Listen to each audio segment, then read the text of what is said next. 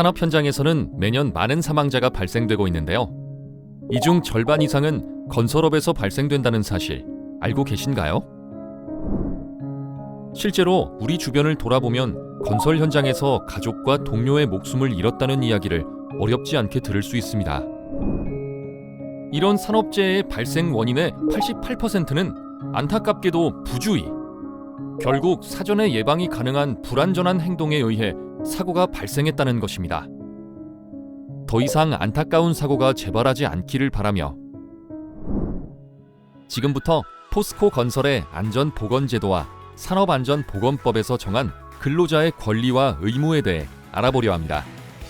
현장에 처음 출력한 여러분의 무사 귀가를 위해 내일도 오늘과 같이 평범한 하루를 맞이하기 위해 그 자세한 내용을 함께 볼까요?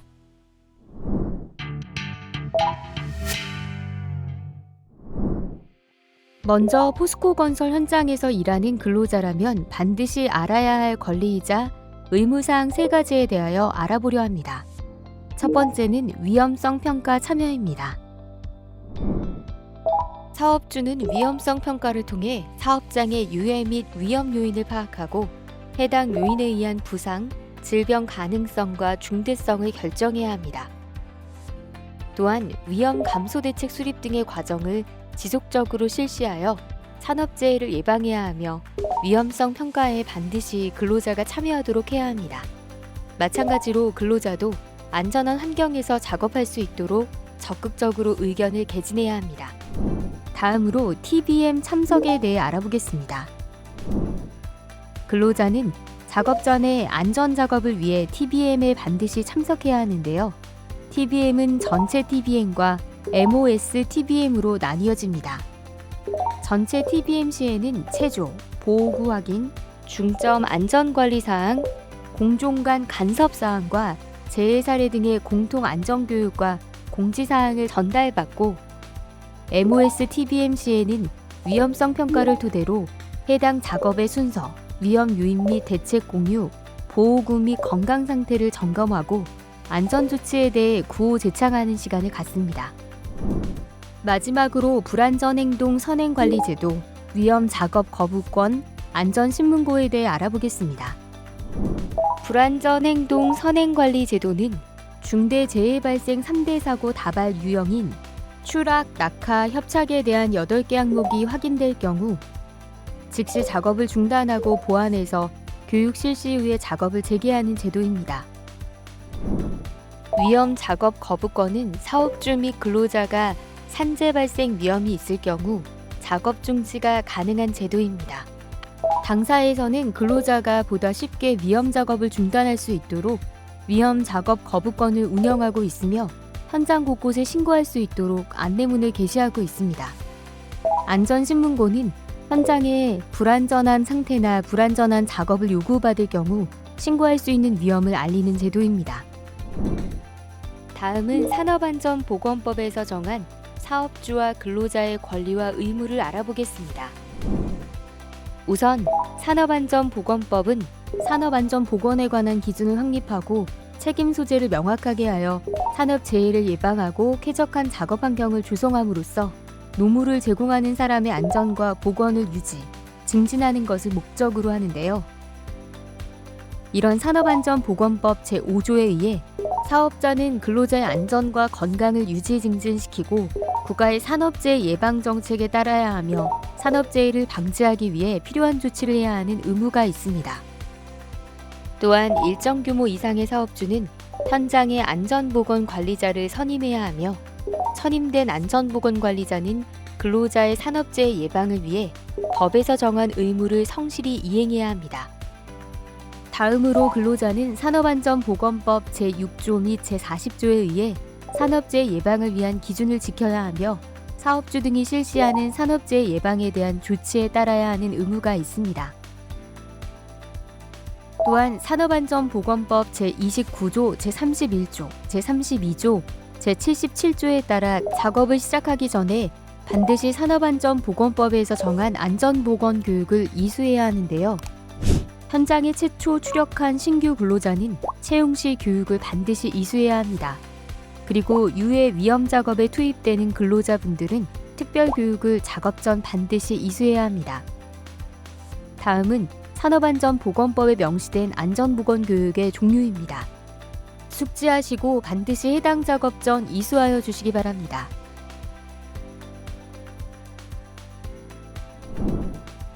뿐만 아니라 사업주는 안전보건관리 규정을 작성하고 도급인은 근로자의 산업재해 예방을 위해 작업 시작 전 수급인에게 안전보건에 관한 정보를 제공해야 하며 근로자는 현장의 유해 위험 표시, 비상시 대처를 위한 지시 안내 표지가 부착되어 있을 경우에는 반드시 확인하고 이행하려는 노력이 필요합니다. 이 밖에 산재 예방을 위한 안전보건에 관한 정보가 궁금할 경우 현장 관리자에게 언제든 요청하여 열람할 수 있으니 함께 참고하면 더욱 좋겠죠. 그렇다면 산업안전보건법과 중대재해처벌법의 차이가 있을까요?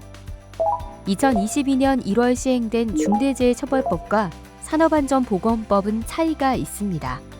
중대재해처벌법에서는 사업주 및 경영 책임자 등에게 안전과 보건 확보 의무를 부과했는데요. 만약 중대재해가 발생하면 경영 책임자 등은 1년 이상의 징역 또는 10억 원 이하의 벌금, 법인은 50억 이하의 벌금의 처벌을 받게 되었습니다. 이 사항은 2024년 1월 7일부터는 5인 미만 사업장을 제외한 모든 사업장에 적용됩니다.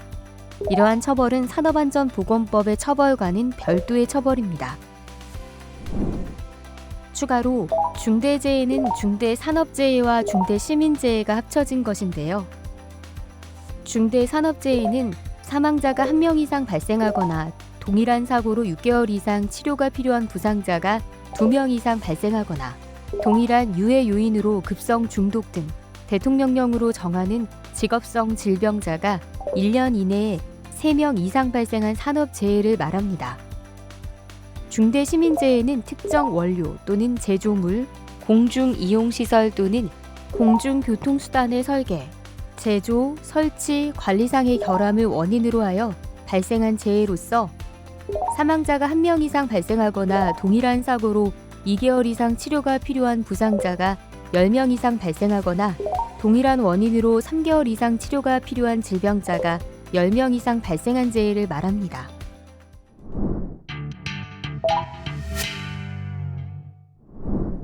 다음은 산업안전보건 및 직업병 예방에 관한 사항에 대해 알아보겠습니다. 건설업에 종사하는 근로자는 근골격계 질환에 걸릴 확률이 높기 때문에 이를 예방하기 위해 작업 중간 적절한 휴게 시간을 가지고 작업 전과 휴게 시간에 스트레칭을 해야 합니다. 그리고 중량물을 운반할 때에는 무게를 확인하고 손잡이를 붙이거나 갈고리, 진공 빨판 등의 적절한 보조기구를 활용해야 합니다. 불가피하게 인력으로 들어올리는 작업을 할 경우엔 허리를 바로 세우고 물건을 몸에 밀착시키는 등 신체의 부담을 줄일 수 있는 자세로 해야 합니다. 길이가 길거나 무거운 물건은 가급적 2인 1조로 작업하도록 합니다. 또한 근로자는 소음, 고열, 한랭, 밀폐 공간 작업 등의 원인으로 내심혈관계 질환이 발생될 수 있습니다. 만약 어지러움, 편마비, 두통, 현기증 등의 증상이 있다면 지체 없이 작업을 중단해야 합니다. 특히 질식의 우려가 높은 밀폐 공간 작업 시에는 관리자에게 승인된 작업 계획서에 따라 작업을 진행해야 합니다. 수시로 산소 및 유해가스 농도를 측정해야 하며 환기 시설을 설치하고 가동해야 합니다. 비상 상황을 대비하여 무전기 등 연락 장비를 구비하고 사다리나 섬유 로프 등과 같은 대피용 기구를 비치합니다. 또한 밀폐 공간 작업을 하는 동안 입퇴장 인원을 항시 점검하고 작업 상황을 감시할 수 있는 감시인을 지정하여 밀폐 공간 외부에 배치합니다. 근로자는 안전모, 안전대, 송기 마스크 등 적절한 보호구를 착용해야 합니다. 또한 이 밖의 소음으로 인한 소음성 난청이나 분진으로 인한 진폐증 등의 직업병을 예방하기 위해서 적절한 개인 보호구를 철저히 착용해야 합니다. 현장에는 현장 내 유해 요인에 대한 작업 환경 측정서를 비치하고 있으니 원할 경우 누구나 열람할 수 있으니 참고하시기 바랍니다. 또한 근로자는 현장에 출력하기 전 건강검진을 받아 그 결과를 관리자에게 제출해야 하는데요. 법에 정해진 유해 인자에 노출되거나 직업병 소견이 있을 경우에는 특수 건강 진단을 받아야 합니다. 만약 병세 악화 우려가 있는 질병이나 감염병에 걸렸을 경우 근로가 제한되거나 금지될 수 있습니다.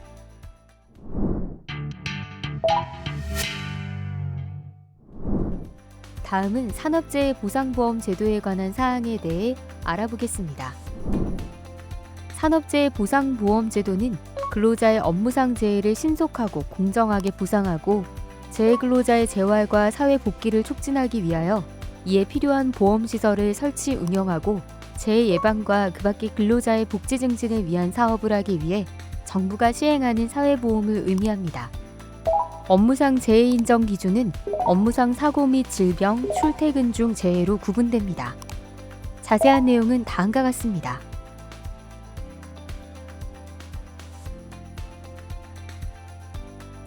업무상 재해를 당한 당사자 혹은 유가족은 산재보상보험 신청서와 관련 서류를 작성하여 근로복지공단에 접수하여 보상을 받을 수 있습니다. 신청서 및 관련 서류가 접수된 후 승인 여부를 근로복지공단에서 신청인에게 통보해 주는데요. 승인이 나지 않은 경우엔 90일 이내 심사 청구 및 재심사 청구 혹은 행정소송을 통해 처리할 수 있습니다. 사고성 재해의 경우 근로복지공단 자문의사의 소견을 받아 그 승인 여부가 결정되며 직업성 질병의 경우 업무상 질병판정위원회를 구성하여 승인 여부를 결정합니다. 산재보상보험급여에는 요양급여, 휴업급여, 장애급여, 간병급여, 유족급여, 상병보상연금, 장례비, 직업재활급여가 있으며 근로자의 평균 임금, 소비자 물가 변동률, 장애 정도 등에 따라 지급액과 범위가 달라질 수 있습니다.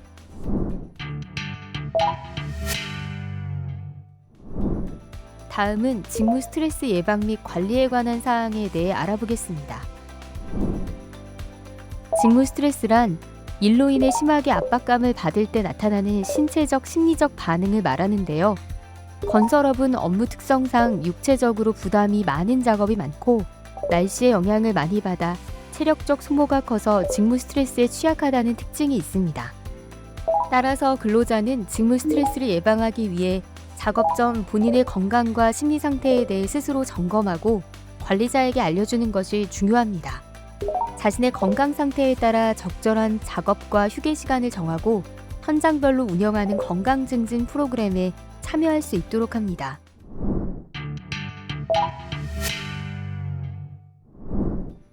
다음은 직장 내 괴롭힘, 고객의 폭언 등으로 인한 건강장애 예방 및 관리에 관한 사항을 알아보겠습니다. 여러 회사와 다양한 업무를 수행하는 종사자들이 모여있는 현장에서는 본인의 의도와 상관없이 다른 사람에게 신체적, 정신적으로 고통을 주는 상황이 생기거나 그 반대의 경우가 발생될 수 있기 때문에 주의가 필요합니다. 이를 법에서는 직장 내 괴롭힘이라고 합니다. 직장 내 괴롭힘이란 사용자 또는 근로자가 직장에서의 지위 또는 관계 등의 우위를 이용해 업무상 적정 범위를 넘어 다른 근로자에게 신체적, 정신적 고통을 주거나 근무 환경을 악화시키는 행위를 말하는데요. 여기에는 성적 괴롭힘도 포함됩니다. 또한 사업주는 고객 응대 근로자에 대하여 고객의 신체적, 정신적 고통을 유발하는 행위로 인한 건강장애를 예방하기 위해 필요한 조치를 해야 하며 근로자는 발주처 등과 같은 고객으로부터 신체적, 정신적 고통을 유발하는 행위로 인한 건강장애가 발생하기도 합니다. 이럴 경우 근로자는 사업주에게 업무의 일시적 중단과 전환, 휴게 시간의 연장, 폭언 등으로 인한 건강장애 관련 치료 및 상담 지원, 폭언 등으로 인한 고소 및 고발과 손해배상 청구 지원 등 필요한 조치를 받을 수 있습니다. 그렇다면 파견 근로자나 특수형태 근로종사자도 괴롭힘 대상에 포함이 될까요? 직장 내 괴롭힘은 계약 형식에 관계없기 때문에 파견 근로자, 특수형태 근로종사자도 해당됩니다. 또한 사업장 외의 장소나 SNS 등 온라인상에서 발생하더라도 괴롭힘이라 인정되는데요. 만약 누구든 괴롭힘을 목격하거나 피해를 입은 경우에는 현장 관리자나 사업주, 사업장 관할 지방고용노동청에 신고가 가능합니다. 다른 근로자에게 신체적이거나 정신적인 고통을 주거나 근무 환경을 악화시키는 행위인 직장 내 괴롭힘의 가해자가 되지 않도록 서로 배려하는 노력이 더 필요하겠죠.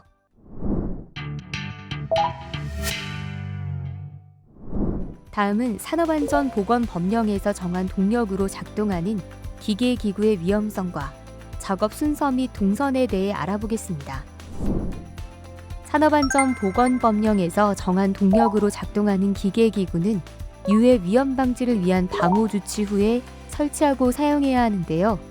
근로자는 부득이한 사유로 방호 조치를 해체할 때는 사업주 허가를 받아야 하며 사유 소멸 시에는 지체 없이 원상 회복시켜야 합니다. 만약 기능이 상실된 것을 발견하게 되면 지체 없이 사업주에게 신고하고 사업주는 즉시 수리, 보수, 작업 중지 등 안전보건 조치를 해야 합니다. 대표적으로 현장에서 많이 사용하는 금속 절단기와 지게차의 방호 조치에 대해 살펴보겠습니다. 금속 절단기는 고속 회전으로 인해 톱날에 신체의 일부가 끼이거나 절단 사고의 위험성이 있는데요. 따라서 날 접촉 예방 장치인 방호 덮개를 설치해야 합니다. 이 외에도 가공물 고정용 바이스를 설치하여 가공물 미고정에 따른 튀임 사고나 가공물을 손으로 잡고 절단하여 손가락 등이 절단되는 사고를 예방해야 합니다. 지게차는 접촉 끼임 사고 방지를 위해 헤드가드, 백레스트, 전조 등 호미 등을 설치해야 하며 지게차 전도 시 운전자의 튕김 또는 깔림 예방을 위한 안전벨트를 반드시 설치해야 합니다. 지게차 작업 전에는 작업 구획을 설정해 접근 금지 조치를 해야 하며 작업 반경 내의 근로자는 접근해서는 안 됩니다. 타워 크레인의 경우 사고가 발생하게 되면 중대재해나 대형 사고로 이어질 수 있습니다. 따라서 설치 및 해체 작업 시에는 반드시 고용노동부 장관에게 등록된 업체를 사용해야 하며 해당 작업 중에는 주변에 접근해서는 안 됩니다. 기계 기구 등을 사용하기 전에는 반드시 그 종류에 따라 적합한 안전인증 또는 자율안전 확인 신고 완료 표시와 유효기간을 확인해야 하는데요. 안전검사 대상인 경우엔 검사기간을 준수해야 하며 기간이 경과되지 않도록 관리해야 합니다.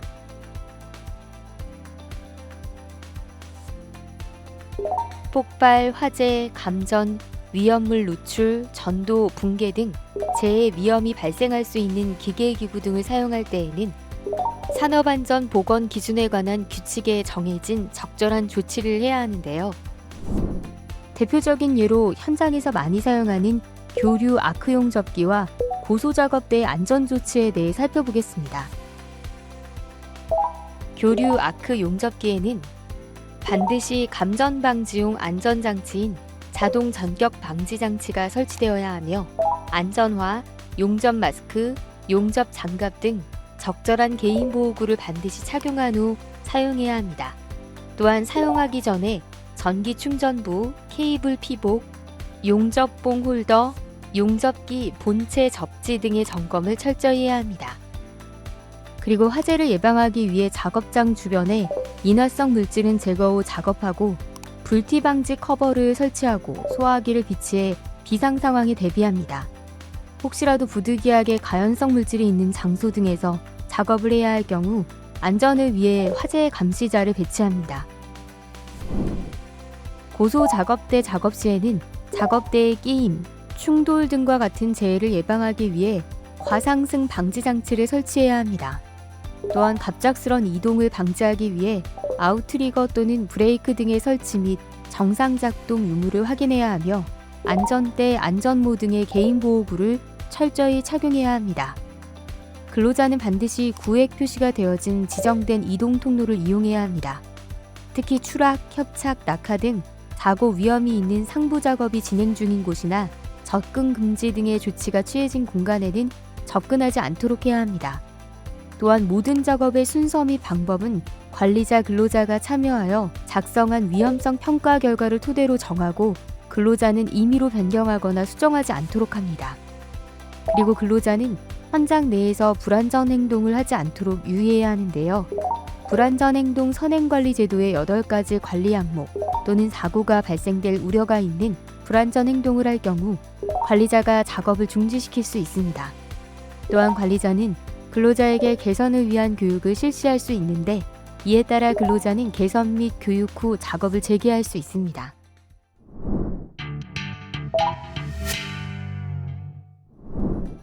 다음은 작업 개시 전 점검에 관한 사항에 대해 알아보겠습니다. 근로자는 작업 전에 주기적으로 기계기구, 개인보호구 등에 대하여 외관, 기능, 작동, 종합점검을 수행해야 합니다.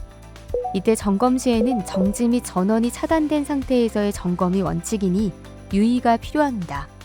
작동 상태에서 점검할 때는 개인보호구를 철저히 착용하고 안전 방호 장치를 사용해야 합니다. 안전 점검 시에는 티끌, 먼지 등으로 인한 기계, 기구 등의 고장이나 기능 저하를 방지하기 위해 정기적으로 청소하고 적합한 공기구를 사용하도록 합니다. 용기 등의 내용물 점검 시에는 잔압을 제거해야 하며 전기를 사용하는 것은 전도체를 제거하거나 절연 후 실시해야 합니다. 작업 전에는 MOS TBM을 통해 위험성 평가를 토대로 해당 작업의 순서, 위험 요인 및 대책을 공유해야 합니다. 또한 보호구 상태를 살피고 근로자의 건강 상태를 점검해야 하며 안전조치에 대해 구호제창을 하도록 합니다. 이때 근로자는 자신의 건강 상태가 좋지 못할 경우 반드시 관리자에게 알린 후 적절한 조치가 취해질 수 있도록 해야 합니다. 근로자는 작업 환경의 불량 등 불안전한 상태를 발견하게 되면 무리하게 작업을 시작하지 않아야 합니다.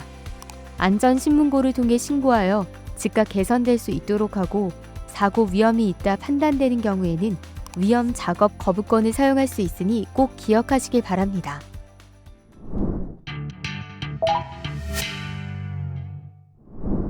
다음은 정리정돈 및 청소에 관한 사항입니다. 정리정돈은 작업에 사용되는 모든 물품을 필요한 것과 불필요한 것으로 분리해 적절한 장소에 두어 한눈에 알 수 있도록 정돈하는 것을 말합니다. 정리정돈은 쾌적한 작업 환경을 조성하여 근로자의 안전과 보건을 유지하고 증진하는 데 그 목적이 있습니다.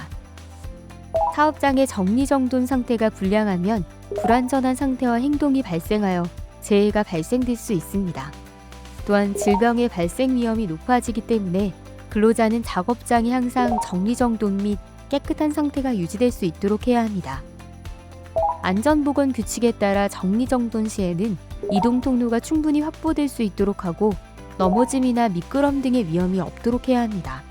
그리고 부패나 악취, 분진이 흩날리는 것 등을 방지하기 위해 수시로 세척하고 소독을 실시하도록 합니다.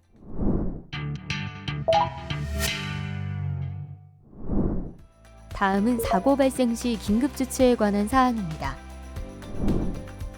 만약 현장에서 사고가 발생한다면 어떻게 조치해야 할까요? 사고가 발생하면 그 즉시 당사자 또는 목격자는 작업을 중단해야 합니다. 폭발이나 화재와 같은 추가 재해가 발생할 우려가 있다면 사고 장소에서 반드시 대피해야 합니다. 다음으로 가장 먼저 119에 신고하여 도움을 요청하고 현장 관리자에게 즉각 이 사실을 알려야 합니다. 사고 당사자와 목격자가 이 모든 사항을 수행하기 어려울 경우에는 큰 소리로 주변 사람에게 도움을 요청하는 것이 좋은데요. 도움을 요청할 경우에는 검정티 입으신 남자분과 같이 상대방을 특정하여 지목하도록 합니다. 그 후 119 안내에 따라 구조대가 도착할 때까지 적합한 응급조치를 실시하도록 합니다. 절대로 사고 당사자를 임의로 이동하거나 흔들거나 처치를 해서는 안 되니 주의가 필요합니다. 대신 사고 당사자의 어깨를 가볍게 두드리거나 큰 목소리로 선생님 괜찮으세요 등으로 물었을 때 움직임이나 응답이 없다면 심정지 가능성이 높으므로 119의 안내에 따라 심폐소생술을 즉시 실시하도록 합니다. 심폐소생술의 단계를 알아보겠습니다. 먼저 환자를 평평한 바닥에 눕히고 환자 가슴 옆에 무릎을 꿇고 앉습니다. 다음으로 가슴 압박 위치를 찾아야 합니다. 가슴뼈의 아래쪽 2분의 1 지점이며 윗옷을 벗겨 가슴을 드러내야 정확한 가슴 압박 위치 확인 후 자동 심장 충격기 패드를 부착할 수 있습니다. 가슴 압박 시 가슴뼈의 아래쪽 2분의 1 부분에 손 뒤꿈치를 놓고 손바닥 전체가 가슴에 닿지 않도록 깍지를 끼고 손가락을 하늘을 향해 젖혀 올립니다. 다음으로 팔은 수직으로 펴고 분당 100에서 120회 속도로 30회씩 약 5cm 깊이로 가슴 압박을 반복합니다. 인공호흡 방법은 다음과 같습니다. 한 손의 손바닥을 환자의 이마에 올리고 다른 손 두 번째에서 세 번째 손가락을 아래 턱뼈에 대어줍니다. 그 다음 머리를 뒤로 기울이며 턱을 올려 기도를 확보합니다. 이때 목을 누르지 않도록 주의해야 합니다. 이마에 댄 손의 두 번째, 세 번째 손가락으로는 코를 잡고 입으로 입을 완전히 막고 가슴을 바라봅니다.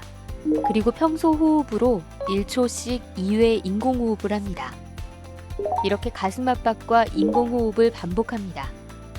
포스코 건설 모든 현장에는 자동 심장 충격기가 모두 배치되어 있는데요. 위급 상황 발생을 대비하여 그 위치와 사용 방법을 사전에 파악한다면 훨씬 도움이 되겠죠. 하지만 무엇보다 사고는 발생 후 조치하는 것보다 발생되지 않도록 하는 것이 가장 중요합니다.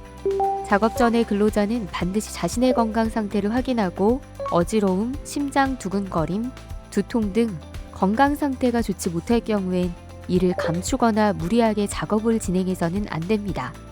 폭염, 폭우, 낙뢰, 폭설, 강풍 등으로 인해 안전한 작업이 어려울 경우에는 반드시 작업을 중단해야 합니다. 근로자 각 개인이 적절한 개인보호구를 착용하고 안전수칙을 철저히 준수하여 사고가 발생되지 않도록 하는 것이 무엇보다 중요합니다.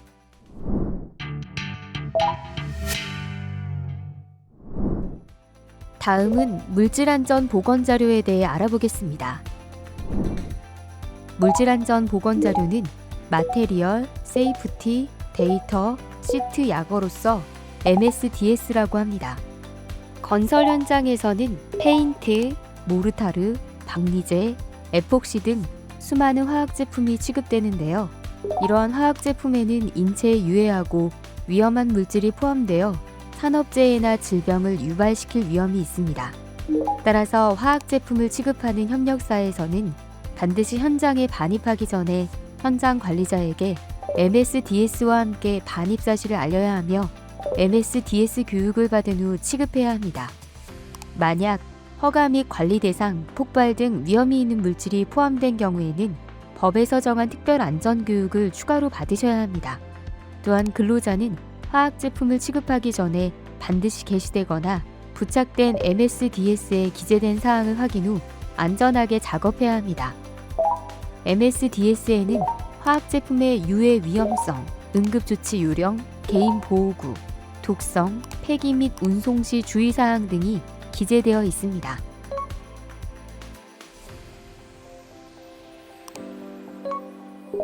만약 해당 화학 제품을 포장하거나 덜어서 사용할 경우에는 해당 포장 또는 용기에도 반드시 경고 표시를 부착하여 음용 등으로 인한 사고가 발생하지 않도록 유의해 주세요. 지금까지 채용 시 근로자들이 알아야 할 교육 내용에 대해 알아봤습니다. 산업안전보건법에서 명시하고 있는 각 내용들을 기억해 안전에 더욱 유의하시길 바랍니다. 감사합니다.